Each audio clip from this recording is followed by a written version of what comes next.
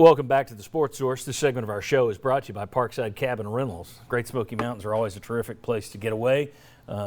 Temperatures are about to cool, leaves are about to change. Beautiful place, and certainly if you want to get up there, Parkside Cabin Rentals gives you great places to get away from it all and get away from folks. Relax in style and comfort. And right now, I mean, so many people are working from home. If you want to work and kind of vacate while you can do it with their all-new Wi-Fi that they've got in their cabins at Parkside Cabin Rentals. Get up there, you can work, and then enjoy. Once the workday is done, you can unplug the computer and enjoy yourself in the Great Smoky Mountains. ParksideCabinRentals.com is where you need to go to learn more. You can see all their cabin layouts right there. All right, we're going to talk about the position groups that need the most work in the next segment, but I'll ask you first, how are you going to pull off an effective fall practice? Now, let's throw out for a second the fact that some coaches are going to ignore these rules. We know that. There's some coaches there are people in this country who are scared to death of this virus. There are other people who still believe it's a hoax. You're going to have coaches on all along that spectrum who do not care, and they're going to violate some of these precautions. You got other people who are going to live by them. Let's assume you're living by them. Is practice going to be as effective? Can it be? I mean, if a coach is in a mask, Mark Pancrath said this on the show a couple of weeks ago, coach is in a mask, you're not only having trouble hearing them, you're not able to read lips like you normally would. Do you separate out players?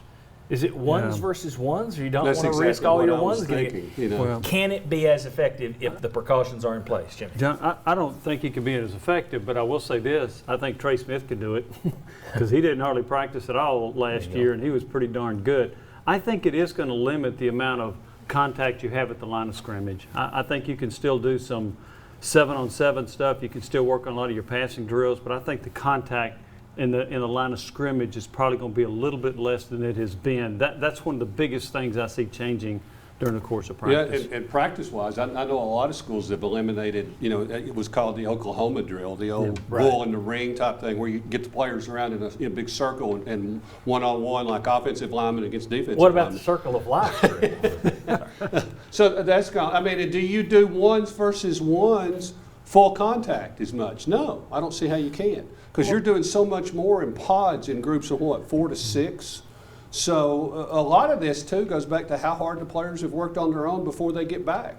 But a lot of things have changed, and I think a couple of the places have looked to see how much actual full contact occurs in a 2-hour practice.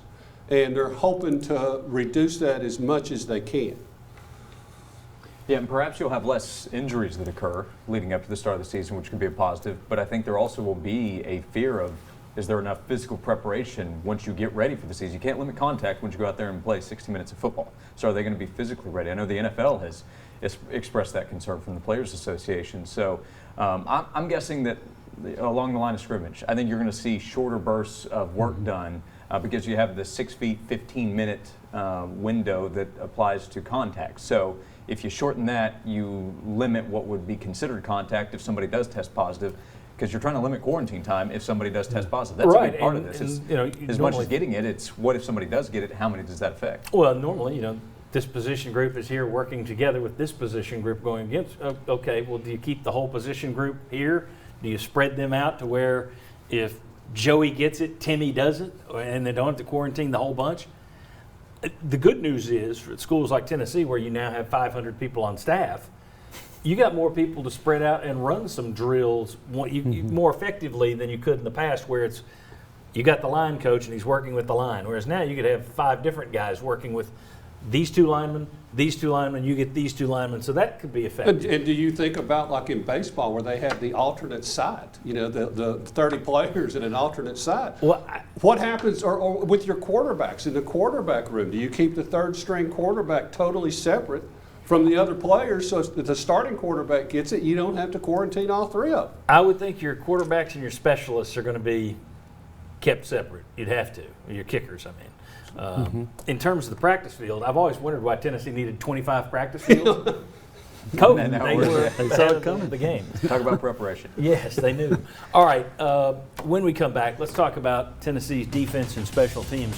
What areas, whether it's due to depth, talent, new coaches, what areas need the most work in fall camp? Then we'll get to the offense and we'll talk some basketball. Coming back on the Sports Source.